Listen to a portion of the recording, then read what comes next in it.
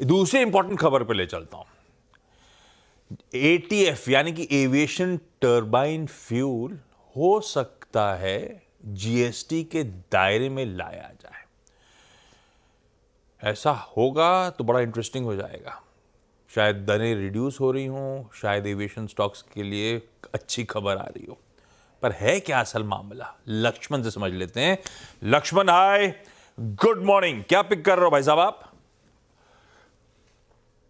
देखिए, इस शनिवार जैसलमेर में जीएसटी काउंसिल की महत्वपूर्ण बैठक हो रही है और जो सूत्रों से मुझे जानकारी मिली है उस बैठक में कई फैसलों के साथ एक जो बड़ा फैसला या फिर कहें कि वो फैसला जिसका लंबे समय से इंतजार हो सकता है वो है जीएसटी के दायरे में या फिर एटीएफ पर जीएसटी लगाया जाए, इस पर चर्चा हो सकती है और अगर सहमति बनती है तो इस पर फैसला भी हो सकता है। बताऊं कि एटीएफ जो है वो हवाई जहाज के फ्यूल के तौर पर इस्तेमाल होता है।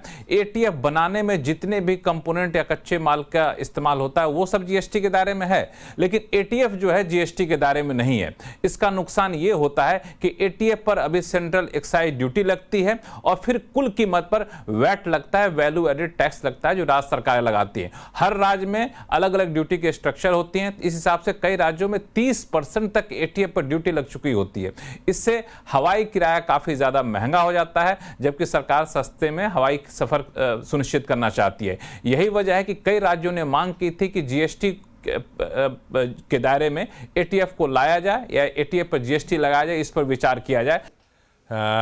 एक तो दायरे में लाया जाए और फिर जब एटीएफ के दाम घटे तो इंश्योर करा जाए कि एविएशन कंपनीज हम पे पूरा फायदा पास ऑन करें। भाई साहब, एविएशन टिकट बहुत महंगा आजकल, बड़ा मुश्किल हो गया है। कंचन, बाकी के इंपॉर्टेंट स्टॉक्स की न्यूज सुबह के लिए। जी, तो 2 से 3 स्टॉक्स से न्यूज लेंगे जो सबसे ज्यादा फोकस में इस टाइम पे हमें रखने हैं। सबसे पहले Hyundai मोटर्स, बिकॉज यहाँ पे उनसो किम को वापस से मैनेजिंग डायरेक्टर के तौर पे 3 साल के लिए रीअपॉइंट कर लिया गया है।